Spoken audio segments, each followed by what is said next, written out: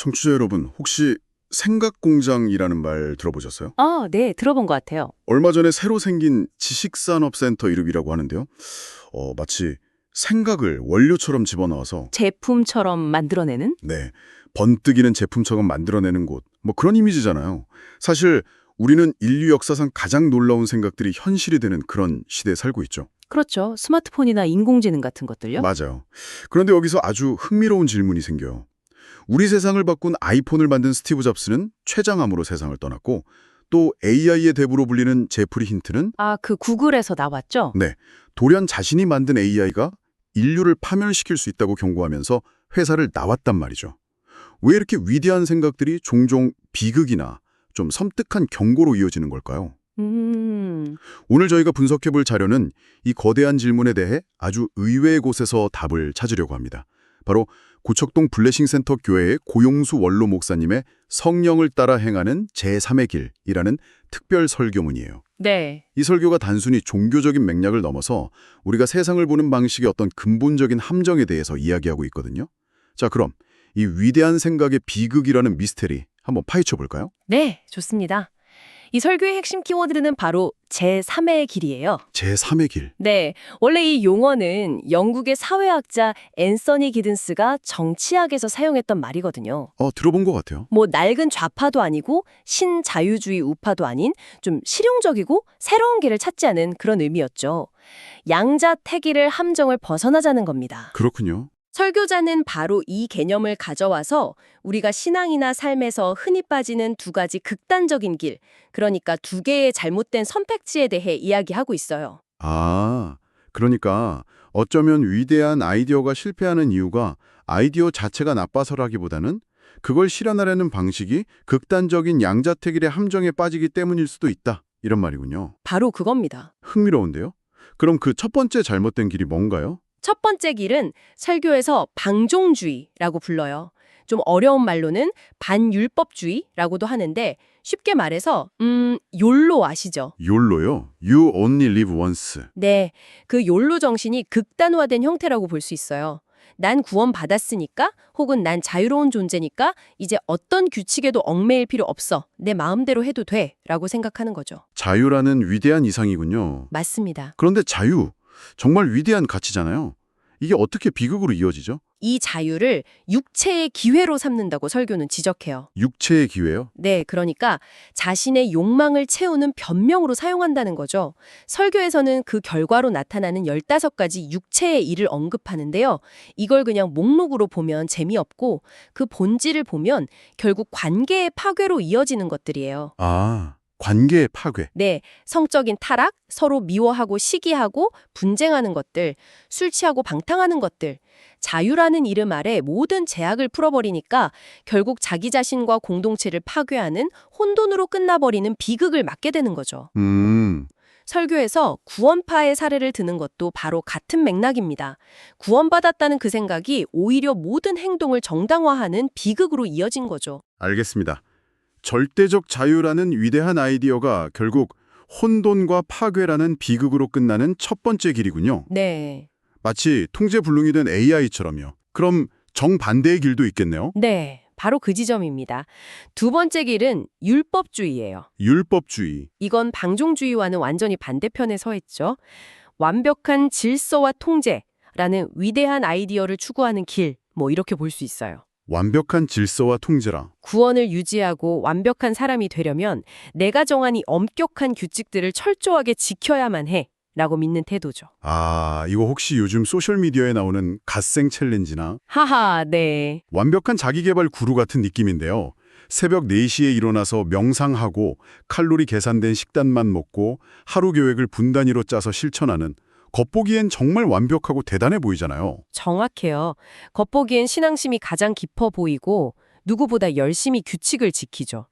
교회 봉사도 아마 제일 많이 할 거예요. 그런데 그게 왜 비극이죠? 비극은 그 내면에 있어요. 이 길을 가는 사람들의 특징은 자신들이 세운 기준에 미치지 못하는 다른 사람들을 끊임없이 비판하고 정죄한다는 거예요. 저 사람은 왜 저렇게밖에 못하지? 규칙을 안 지키는군 하면서요. 결국 기쁨과 사람 대신 판단과 정죄만 남게 되는 거죠. 완벽한 도덕 시스템이라는 위대한 생각의 끝이 결국 모두를 불행하게 만드는 비극인 셈입니다. 그렇군요. 한쪽은 무질서 속에서 자멸하고 다른 한쪽은 숨막히는 질서 속에서 서로를 비난하며 괴로워하고 정말 어느 쪽도 답이 아니네요. 네, 맞아요. 자유롭고 적당히 규칙을 지키는 그런 건가요? 그게 바로 이 설교의 핵심인데요. 제3의 길은 단순히 둘 사이의 타협점이 아닙니다. 타협이 아니라고요? 네, 완전히 다른 차원의 길을 제시하죠.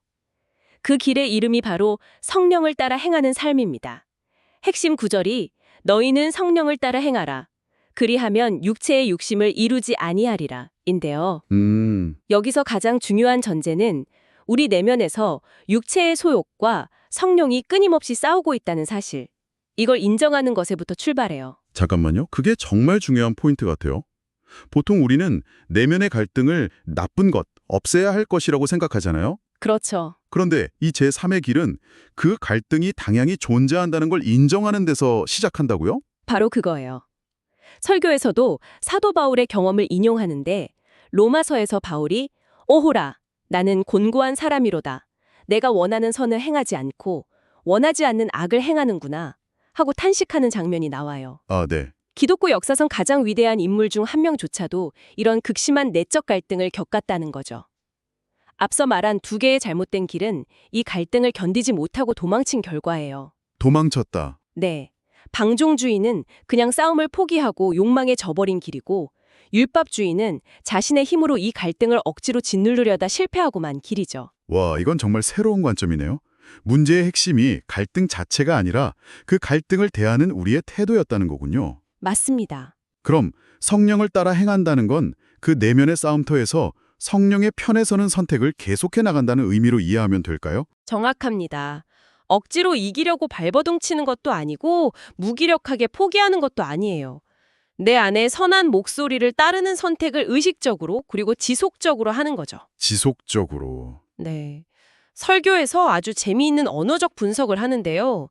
따라 행하라는 원어의 의미가 일회성 이벤트가 아니라 계속해서 꾸준히 걸어가라는 현재 진행형의 명령이라는 거예요. 아, 마치 밧줄 위를 걷는 것처럼요. 한 번 균형을 잡았다고 끝나는 게 아니라 매 순간 계속해서 균형을 잡으려는 노력이 필요한 거죠. 밧줄 위를 걷는다는 비유 정말 와닿네요.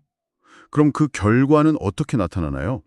그렇게 아슬아슬하게 균형을 잡으면서 걷다 보면 뭐가 달라지죠? 그 결과가 바로 성령의 9가지 열매로 나타난다고 설명해요. 아, 그 유명한 9가지 열매. 네.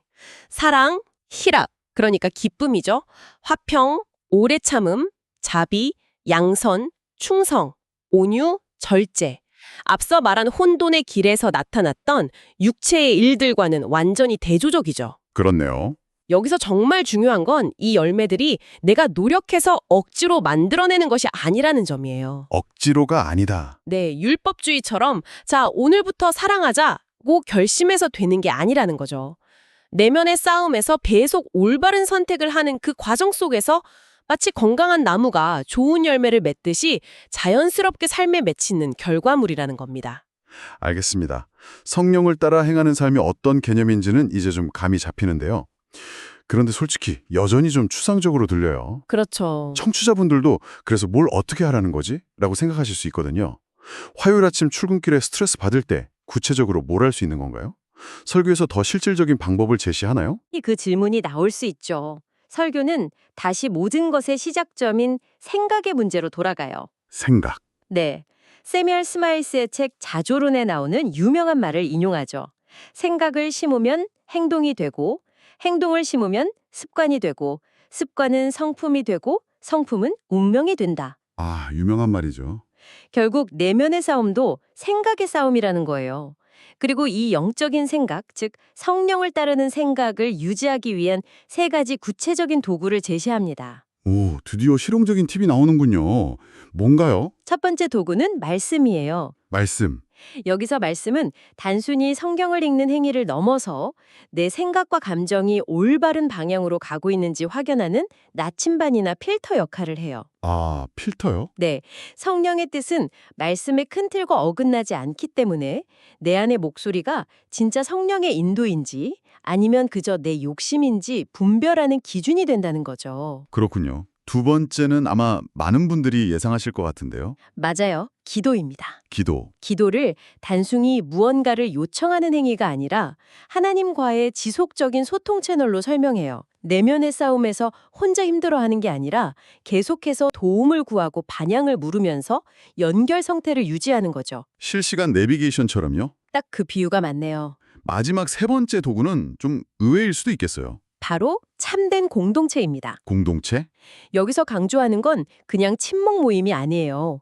서로의 삶을 나누고 각자가 내면의 싸움에서 잘 버티고 있는지, 성령을 따라 걷고 있는지 서로 격려하고 지지해주는 영적인 서포트 그룹의 중요성을 말해요. 아, 혼자서는 밧줄 위에서 금방 떨어지기 쉬우니까 서로 손을 잡아주는 사람들이 필요하다는 거죠. 말씀, 기도, 공동체. 어떻게 보면 굉장히 고전적인 방법들인데 이걸 AI 시대와 연결해서 경고하는 부분이 특히 인상 깊었어요. 그렇죠. 정부가 AI 기본 사회를 추진하는 등 세상은 점점 더 복잡해지고 진짜와 가짜를 구별하기 어려운 시대가 될 거라고 예측해요. 네네. 이런 시대일수록 외부의 화려한 기술이나 정보에 의존하기보다 이 세 가지 도구를 통해서 내면의 분별력을 기르는 훈련이 더 절실해진다는 통찰입니다. 와, 기술이 모든 걸 해결해 줄 것 같은 시대에 역설적으로 가장 중요한 건 우리 내면의 중심을 잡는 능력이 되는 셈이죠. 이 모든 논의를 종합해보면 설교는 결국 진짜 구원받은 사람의 증거는 종교적인 행위가 아니라 내면의 변화에 있다고 말하는 것 같아요. 맞습니다. 세 가지 특징으로 요약하는데요. 네. 첫째, 하나님과 영적인 것에 대해 알고 싶어하는 갈망이 생긴다.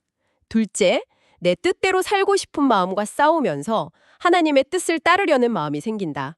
그리고 셋째, 죄를 지었을 때 비참함을 느끼고 진심으로 뉘우치게 된다. 율법주의자의 자기만족이나 방종주의자의 자기 합리화와는 근본적으로 다른 내면에서 일어나는 진짜 변화의 증거들이죠. 자, 그럼 오늘 이야기의 시작점으로 다시 돌아가 보죠. 스티브 잡스, 제프리 힌튼, 네. 그리고 우리의 질문. 왜 위대한 생각들은 종종 비극으로 끝나는가? 이 설교의 논리를 따라가 보니까 그 답이 조금은 보이는 것 같아요. 어떻게 보셨나요? 이 설교에 따르면요. 우리는 위대한 아이디어라는 그 외부 시스템에만 집중했지 그 아이디어를 실행하는 불완전하고 갈등하는 인간의 내면은 무시했던 것 같아요. 아, 완벽한 자유라는 시스템을 추구하다 혼돈에 빠지고 완벽한 규칙이라는 시스템을 만들려다 비판과 정죄에 빠지는 거죠. 기술도 마찬가지고요. 네. 결국 아이디어가 아니라 그 아이디어를 다루는 우리 내면의 문제였던 거네요. 정확한 통찰입니다. 설교의 마지막 부분에 나오는 내가 변하면 상황이 놀랍게 변화합니다. 라는 말이 바로 그 핵심을 찌르고 있어요. 내가 변하면 상황이 변한다? 네. 우리는 보통 상황이나 환경, 다른 사람이 바뀌길 바라잖아요. 그렇죠. 하지만 이 설교는 모든 변화의 시작점, 그 지렛대의 받침점이 바로 나의 내면에 있다고 강력하게 말하는 거예요. 내 안의 갈등을 정직하게 마주하고 그 안에서 성령을 따르는 선택을 꾸준히 해나갈 때 비로소 외부의 상황을 변화시킬 진짜 힘을 얻게 된다는 거죠. 청취자 여러분께 마지막으로 질문 하나를 던지면서 마무리하고 싶어요. 우리는 지금 새로운 기술, 새로운 정책, 새로운 앱처럼 외부의 해결책을 끊임없이 찾아 헤매는 세상에 살고 있습니다. 그런데 오늘 우리가 살펴본 이 자료는 가장 강력한 변화의 동력이 외부의 완벽한 시스템이 아니라 나 자신의 내적 변화에 있다고 말하고 있어요. 어쩌면 우리가 쫓는 위대한 아이디어들의 성공과 실패를 가르는 가장 중요한 변수가 바로 그 아이디어를 다루는 우리 자신의 내면 상태는 아닐까요? 한번 깊이 생각해 볼 만한 질문인 것 같습니다.